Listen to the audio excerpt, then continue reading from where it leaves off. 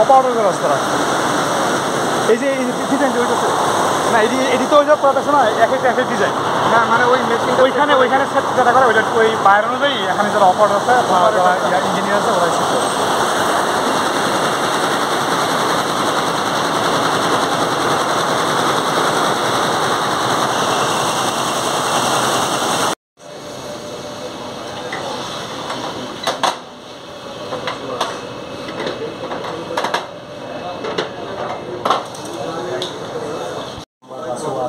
এইখান থেকে শুরু করে মানে ওই অটো ডিসপেন্সারিতে ল্যাব ডিপ তৈরি করার যে প্রসেস বা প্রক্রিয়াটা এটি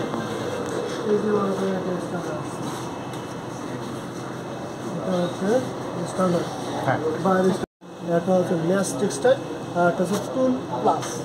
টুল প্লাসে এখানে সব রিপোর্ট, তারপরে স্ট্রেংথ, সিওয়াই, হোয়াইটনেস ভ্যালু, তারপরে গ্রে স্কেল, তারপরে আদার্স কিউটিএক্স ফাইল দিলে সব এখান থেকে এইটাতে এই টুলস আমরা ইউজ করি। এই টুলসের নাম হচ্ছে ডাটা কালার টুলস প্লাস। আর এই যে আমরা রেসিপি যেটাতে নিব সেইটা হচ্ছে ডাটা কালার ম্যাস টেক্সটাইল যেটা বলে। এখানে আমরা এই যে বিভিন্ন কালার ঢুকেছি, যেমন মনে করেন এই ব্ল্যাক কালারটা, এই ব্ল্যাক কালারটা আমরা ইনপুট দিচ্ছি, ইনপুট দিয়ে আমরা রেসিপি একটা নিয়ে নিচ্ছি আর কি এই মেশিনের সাহায্যে। তারপরে এই কালারটা আমরা তখন একটা খাতার মধ্যে ফার্স্ট যেটা কম্পিউটার রেসিপি দিচ্ছি ওইটা নিচ্ছি, এরপর প্লাস মাইনাস করে আমরা এভারেজ 3টা রেসিপি নিচ্ছি। এখন এইটা আবার কী করবে, ওই আমাদের অটো ডিসপেন্সার যেটা আছে ওখানে 3টা কালার ইনপুট দেওয়া হবে। ওই মেশিন অটোমেটিক এই 3টা কালার কী কী লাগবে সাল সোডা হিসাব নিকাশ করে ও রেডি করে দেয়। রেডি করে দেওয়ার পর আমরা ধরো ফেব্রিক 5 গ্রাম করে দিই।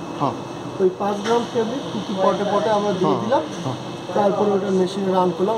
মেশিনের নাম অনেক টাইপের মেশিন আছে একটু আমি বলি। আচ্ছা শোনো, তোমরা যারা ডাইং মেজর দেখো এখান থেকে 3টা কালার নিচ্ছে। এখানে আপনারা যে কালারটা নিচ্ছেন আবিত্রা গোল্ড। ও আবিত্রা গোল্ড।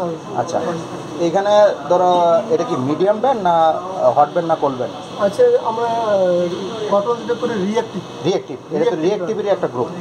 আচ্ছা এটা রিঅ্যাক্টিভের একটা কালার, কিন্তু কোম্পানি ভিন্ন, কারণ এখানে দিচ্ছে আবিত্র গোল্ড এসি, আবিত্র র্যাট এসি, তারপরে নেভি সিআর সিআর। ঠিক আছে দেখো তাহলে আবিত্র গোল্ড নিচে কতটুকু 1.44, তারপরে রেড আছে কতটুকু 1.70, আর নেভি আছে কতটুকু 4.0।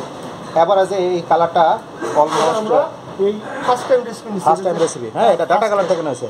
আর এরপরে ওনারা একটা প্লাস মাইনাস করে আরও 3টা রেসিপি দিছে। এখন এটি কিন্তু ডার্ক কালার, ঠিক আছে? এই ডার্ক কালার সেট এখন ক্যালকুলেশন করবে, পিভেট দিয়া স্টক সলিউশন বানাবে, এই যে কালারগুলো স্টক সলিউশন বানাবে, ম্যানুয়ালি করা যায় অথবা ওই মেশিনেও করা যাবে, ওটার নাম হলো অটো ডিসপেন্সারি। ঠিক আছে, তো ওইখান থেকে কোন বিকার থেকে কতটুকু রং পিভেট করে নিতে হবে সেটা ওই অটো মেশিনে নিবে, বুঝতে পারছো?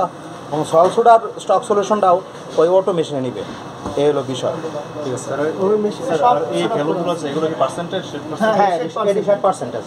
ইয়েলো এটুকু আছে 1.44 আছে, রেড কালার আছে 1.7, নেভি কালার আছে আপনার 4%। তাহলে সেটা কি নেভি টাইপের হবে, নেভি পার্সেন্টেজ। আচ্ছা আমি শর্টে বলে দিচ্ছি, আর এগুলাই ভাই, সব ওই মেশিনে আমার সেট করা আছে। যারা ডাইং মেজর নেবে তারা একটু পরে আসছে, আমি আর একটু কথা বলি, সমস্যা নেই। আপনার হেল্প নিতে হবে প্লাস আমি একটু বলি। আচ্ছা শোনো,